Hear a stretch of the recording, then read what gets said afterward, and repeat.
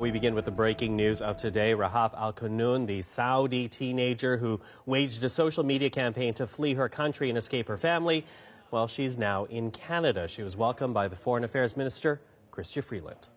Rahaf wanted Canadians to see that she's arrived at her new home, but she's had a very long and tiring journey, and so she would prefer not to take questions today.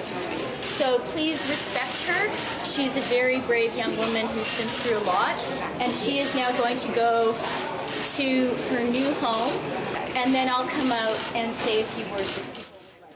Al-Qunun arrived at Pearson International just a little while ago in Toronto after an overnight flight from South Korea.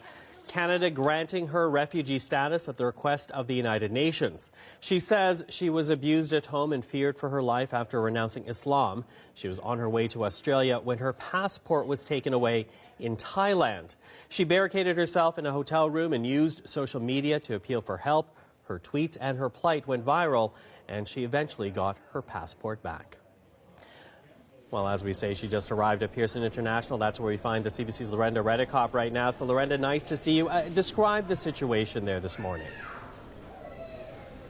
Well, it was just an absolute crush of reporters and camera people, everybody wanting to see this young woman who has gained so much attention online from people all around the world, following her plight with that Twitter hashtag that really took off. It was Save Rahaf. So everybody wanting to see this young woman and also hear from her possibly. In the end, though, as you said, we did not hear anything from her. She walked out of those doors that all the cameras had their lenses trained on, and she walked out with the Foreign Affairs Minister, who did speak. Take a listen to Chrystia Freeland. It was Rahaf's choice to come out and say hello to Canadians. She wanted Canadians to see that she's here, that she's well, and that she's very, very happy to be in her new home. Although she did comment to me about the cold. I told her it does get warmer. Interesting to see that she came out of those doors wearing a Canada hoodie. Also, that's a mini dress that she was wearing underneath that hoodie, something that certainly wouldn't be allowed in Saudi Arabia. And one of the questions that Chrystia Freeland did not answer, that she was asked repeatedly later when she came out to answer questions from reporters, she didn't answer how this could all affect the relationship with Saudi Arabia, which has been strained, but she chose not to answer that. Choosing not to answer it, although as we heard from her, Rahaf was the one to choose to come out to essentially show herself to Canadians to basically say she has in fact arrived in this country. Now, we did not hear from her, as you say, but what is ahead for Rahaf now? Well, she will have to get the help of settlement officials. There were some officials here from the UN High Commission for Refugees to meet her as well. So we know that she will be learning about life in Canada and meeting with settlement officials. And we do hope to hear from her, but it won't be just yet. We were thinking she may speak, though, because she has been so open through that Twitter account, sending not only messages and pictures, but also videos. So not hearing from her just yet, but we imagine that will be happening soon. And of course, we'll have it right here on CBC News Network as soon as we hear from Rahaf. Lorenda, thank you for this. Our Lorenda Redekop at Pearson International in Toronto. Well, the Foreign Affairs Minister, Chrystia Freeland, as we heard from Lorenda, did speak moments after Al-Qunun arrived. Here's a bit more of what she had to say. So as the Prime Minister said yesterday,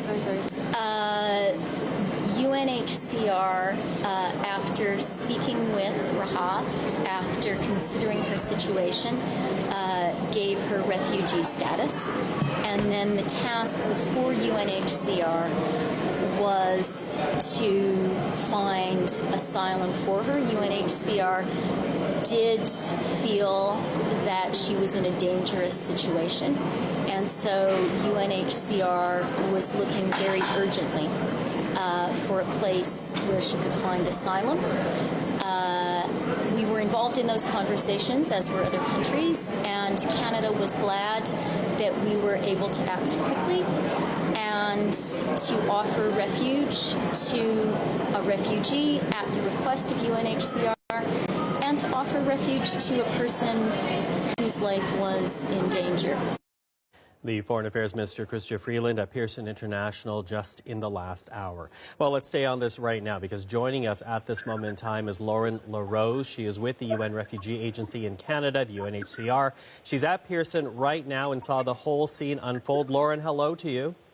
Hello, Michael. Thank you so much for having me. Well, thank you for joining us. You know, Lauren, I want to begin with a point that was raised by the minister in the clip that we just ran for Canadians across the country. Chrystia Freeland saying that the UNHCR really feared for her safety. Please tell us about that point. Why were you so concerned? Why was the agency so concerned for Rahaf? Well, obviously, as we saw with the world, there was a lot of visibility when it came to Rahaf's case, in particular when it comes to emergency cases like Rahaf's.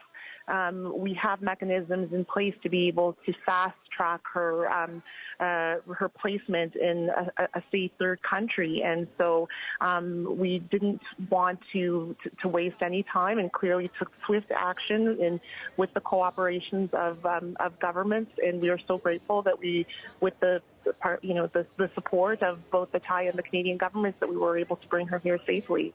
What is it about her story, though, that had the UNHCR fast-track her refugee status? Well, as I'm sure you know, Michael, there are instances where, when there are concerns, where there are priorities, high priorities, where there are immediate life-threatening situations, we act quite swiftly to ensure that we can resettle and place individuals who might be at risk in a safe third country. There's also something called non-refoulement, where if there is a potential risk, it's an international principle that essentially prevents states from expelling or returning people to a place where their life or freedom would be threatened. Obviously, this is something that was raised as a concern in this particular case, and UNHCR, in partnership with our government partners, was able to move swiftly and bring her safely here to Canada. Safely into Canada, but walk us through now, Lauren. What happens with Rahaf? What does the resettlement process look like for her now? Well, every individual case is so different, and it's really difficult to give a timeline in her case. And obviously, there is the issue as well of, ensuring the protection and confidentiality of individual cases. So we wouldn't be able to comment on the details of any individual cases, and that would include Rahaf. But again, just to reiterate, it's going to be different and on a different timeline for every individual. Mm-hmm. Now, of course, many Canadians want to hear from Rahaf because her story really has captured Canadians in the past week. She did not speak today, but I'm wondering if you have any sense at all of how she's doing right now. Well, I didn't have an opportunity to speak with Rahaf personally, but saw her come through the gates with Minister Freeland. You can imagine she had a very long journey. It must be a little bit tired, but she did manage a smile, and it was just great to see her here. In terms of next steps, I think she's just going to take the next few days to probably rest and recoup. She's been through quite an ordeal, and then hopefully we might be able to hear from her in the coming days. But obviously that all has to be done on her terms, and UNHCR stands ready to support in any way that we can.